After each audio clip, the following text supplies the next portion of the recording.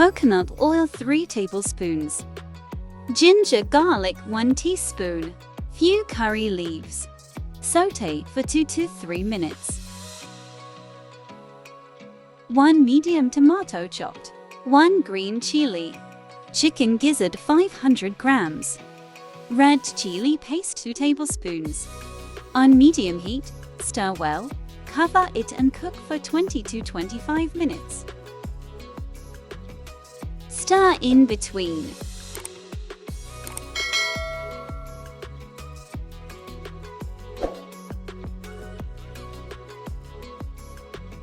Salt to taste. Garam masala 1 teaspoon. Kasuri methi 1 tablespoon. Stir well and cook for 5 more minutes. Few mint leaves. Few coriander leaves. Stir well and chicken gizzard gravy is ready. Ready to serve.